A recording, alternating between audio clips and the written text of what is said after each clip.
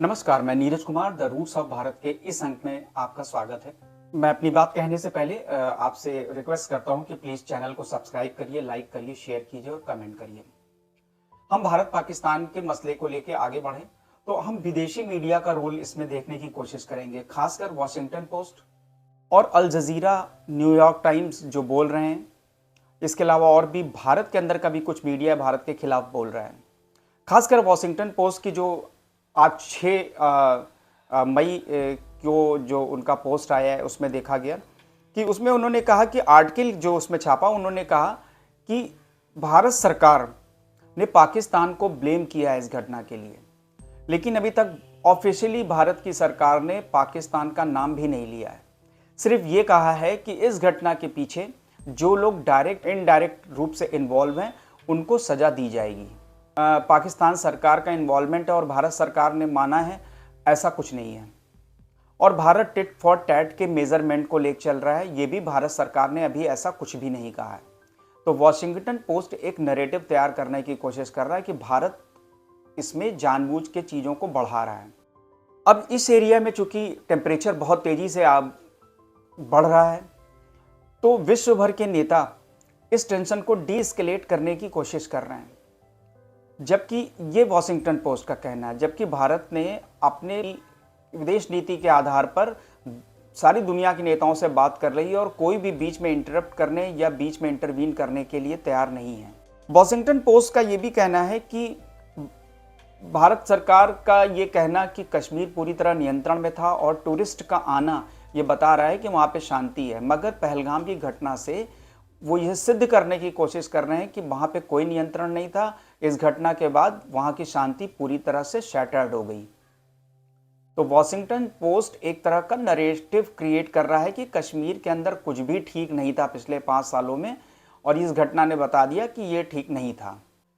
Washington post का ये कहना है कि भारत सरकार ने सिक्योरिटी का लैप्स माना है, जबकि भारत सरकार ने अभी तक जो जांच कमेटी बनाई उसकी रिपोर्ट नहीं आई है। लेकिन अभी आज के जो न्यूज़ है उसके अनुसार जिस एरिया में यह घटना हुई, ये एरिया सिक्योरिटी रीज़न से बंद कर दिया गया था काफ़ी समय पहले से।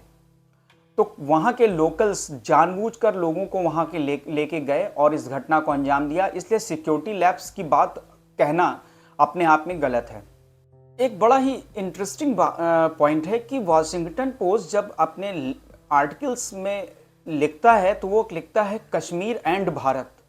वो इन दोनों चीज़ों को, दोनों एंटाइटी को अलग अलग शो करता है, जबकि कश्मीर भारत का अभिन्न अंग है। वॉशिंगटन पोस्ट ने यह भी स्टैब्लिश करने की कोशिश की है कि बलूचिस्तान में जो ट्रेन हाईजैक हुआ था उसमें भारत का हाथ है और पाकिस्तान उसका बदला ले रहा है। ये वॉशिंगटन पोस्ट एस्टैब्लिश करने की कोशिश कर रहा है। वॉशिंगटन पोस्ट के लेख में ये भी लिखा कि नाम न लेने की शर्त पे कुछ आर्मी ऑफिशियल्स ने बयान दिए।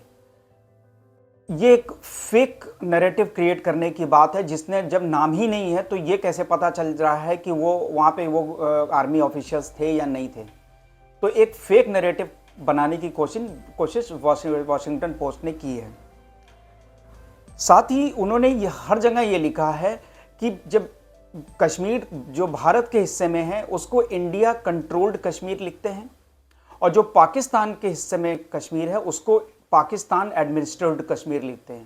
तो ये वर्ड एडमिनिस्ट्रेड और कंट्रोल्ड में कितना फ़र्क है ये वॉशिंगटन पोस्ट अच्छी तरह से जानता है। ये वो जानबूझ के इसको एक डिफरेंट शेड देने की कोशिश कर रहा है।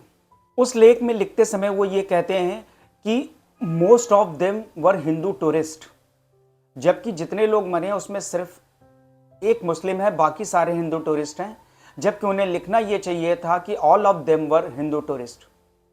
तो ये मोस्ट ऑफ देम से ये बताने की कोशिश कर रहे हैं कि शायद ये रेशियो जो है वो नियर अबाउट 40-60 का रहा होगा। यूएन सेक्रेटरी जनरल जो एंटोनियो गुतरेस हैं, उन्होंने कहा कि military solution is no solution. तो ये राय वो भारत को दे रहे हैं। पाकिस्तान को तो दुनिया को राय दे नहीं सकता, सब पाकिस्तान का साथ ही दे सकते हैं। तो ये जो यूएन सेक्रेटरी जनरल हैं, ये राय वो इजराइल और फिलिस्तीन को क्यों नहीं देते? ये राय वो यूक्रेन और रशिया को क्यों नहीं देते? ये राय वो चीन को क्यों नहीं देते हैं कि वो ताइवान को हथियाने की कोशिश कर रहा है? ये राय देने के लिए सिर्फ उनको भारत मिलता है। इसलिए ये बात भी वॉशिंगटन पोस्ट को का नैरेटिव ही है। और इसी कड़ी में ईरान के विदेश मंत्री अरागगाची भी पाकिस्तान के फॉरेन मिनिस्टर से मिले और उन्होंने इस बात को माना कि हमें इस एरिया में टेंशन क्रिएट नहीं करना चाहिए और शायद उसके बाद वो भारत आएंगे और शायद भारत में भी ऑफिशियल्स से मिलेंगे। लेकिन भारत ने अपना एक एक्शन जो अभी स्टैंड शो किया है कि उन्होंने भारत में एक मॉक ड्रिल करने का आदेश भारत सरकार ने निकाला है। सारे स्टेट्स को मैसेजेस दे दिए गए हैं कि मॉक ड्रिल किए जाएं कि अगर लड़ाई होती है तो हमें क्या क्या प्रिकॉशंस लेने हैं। जो सिविल डिफेंस है वो उस पर क्या क्या एक्शन करेगा, उसमें स्टूडेंट्स को शामिल किया जा रहा है। तो इस माहौल से, इस एक्शन से संभवतः पाकिस्तान के ऊपर दबाव पड़ने वाला है, क्योंकि हम बहुत सारे एक्शन ऑलरेडी ले चुके हैं और ये जो गेस्चर है भारत का, ये पाकिस्तान को खौफ में डालने के लिए काफ़ी है। इसी के साथ मैं अपनी बात समाप्त करूंगा। अगले डेवलपमेंट होने पर मैं फिर आपसे मिलूंगा। तब तक के लिए नमस्कार, धन्यवाद। मैं आपसे प्रार्थना भी करता हूं कि प्लीज़ चैनल को सब्सक्राइब करें, शेयर करें, लाइक करें, कमेंट करें।